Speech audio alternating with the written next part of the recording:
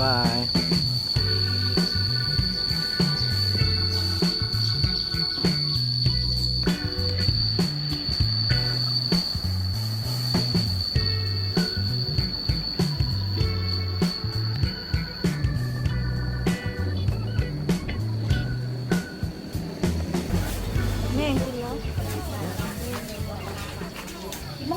เริ่มเบิ่งอยากชิมอันไหน ว้าว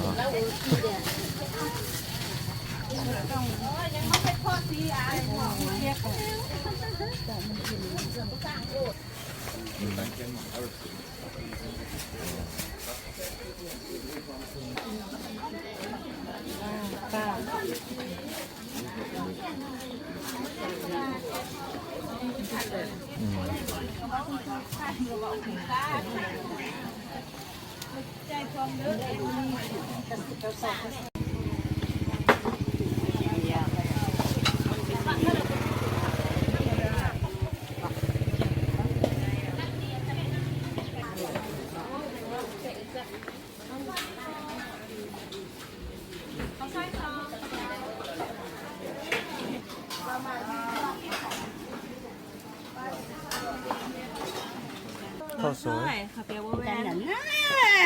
บอกเด้ เอาอันนี้เด้ ชิมเบิ่ง เอาอันนี้เลย ว้าวออริจินัลเดี๋ยว อันนี้ไอ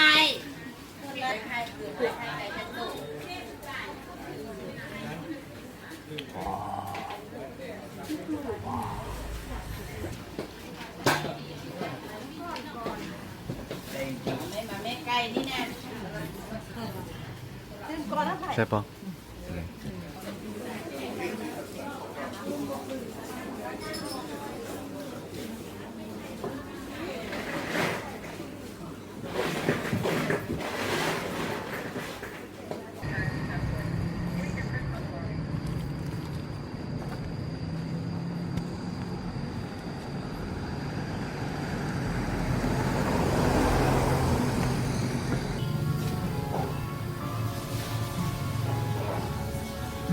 กินน้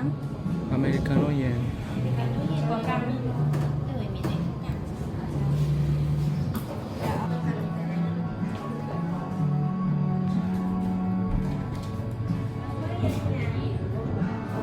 แล้วแต่อันนี้ ำเยอะขึ้นขึ้นมา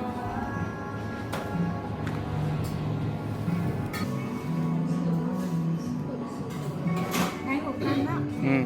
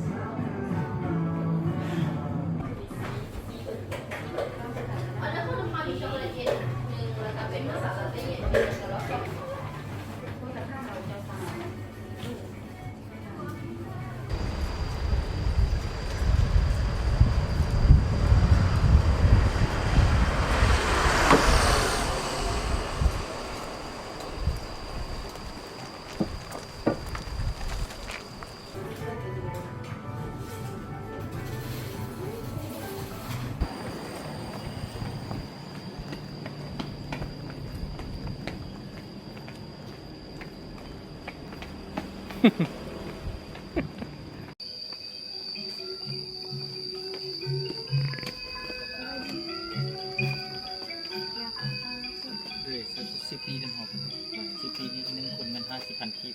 แล้วก็ไปเซา10อยู่ครับราคา10 นึงราคา เป็นอะไรเก่าบ่ งามเนาะ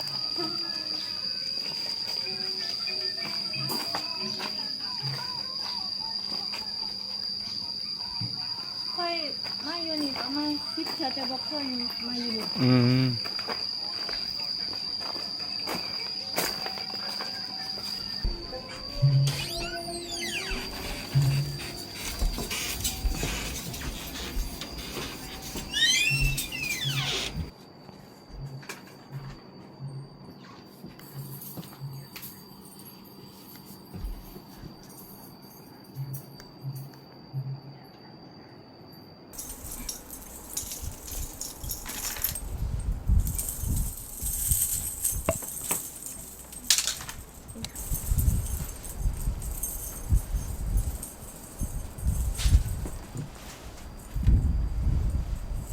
เจ้า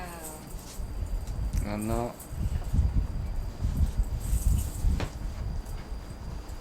ใจเนาะ ขอบใจ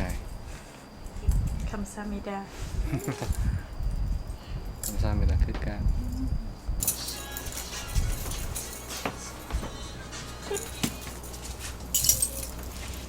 เนาะเนาะ ขอบใจยอง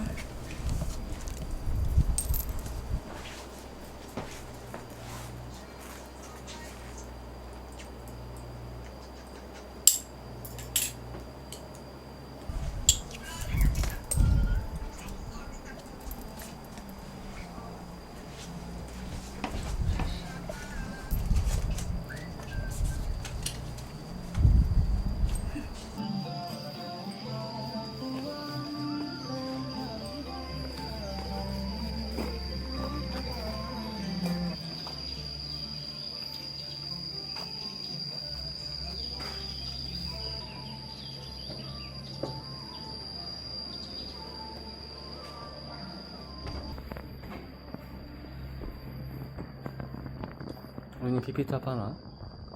สไตล์เพื่อนสไตล์เราซื่อ อืม ๆอันนี้พิพิธภัณฑ์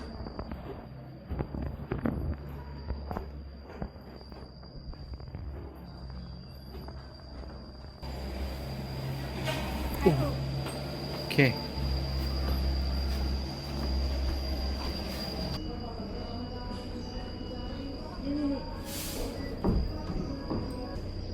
เจ้า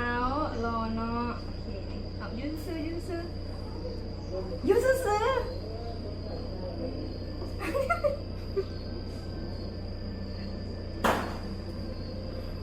แต่งงานเหรอ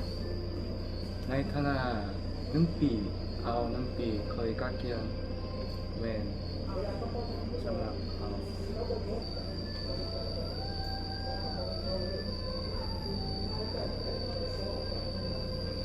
พอดีวะโฟโต้วะ เป็นยังไงคิดต้องให้เลยจะแก้มาไหน ユニはあユニユニユニ ว้า ロのロ ขอบใจเด้อ ใจกันเขาจะแต่งงานเรื่องกักเกียงซาซา ภาษาไทย 朝からโอเควะอีก1 ปี โอเค ก็ได้ โอเค ตัวนี้ อันนี้จองละ จองซื่อ โอเค ๆอ๋อจองโอ เจ้า เควะ ได้ โอเควะ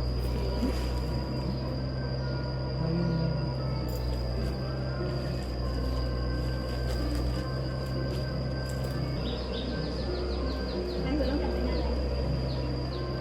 โอเคได้มากครับ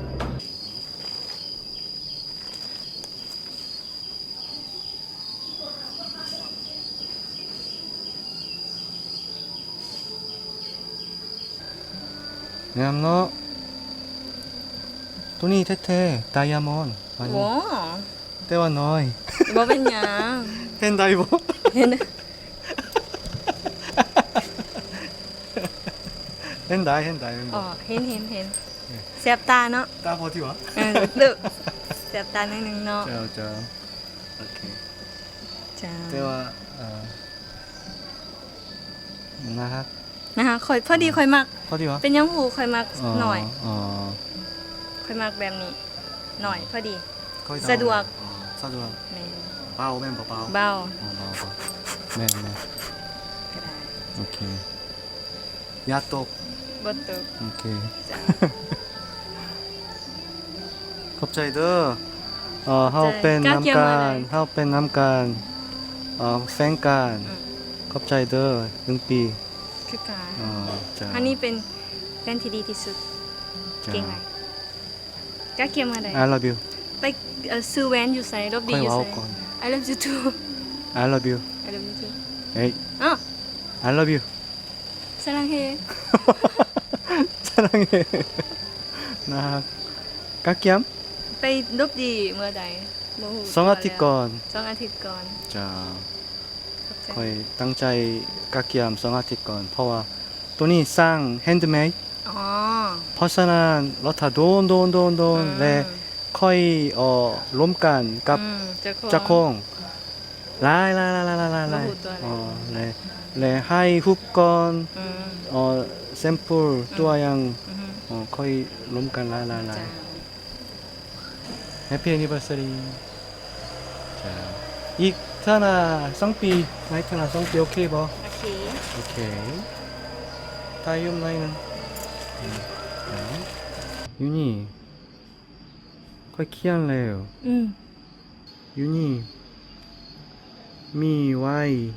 O U เห็นบ่ เห็น Y แปลว่ายอง O แปลว่าโอเล่ U แปลว่าเฮา Y O U ยอง and โอเล่เป็นเฮา โอเค เข้าใจวะ โรแมนติกเนาะ โรแมนติก เป็น ค่อย เจ้า ค่อยตั้งใจเขียนแบบนี้เลย คิดดีนะ อืม โรแมนติกได้นี่ เจ้า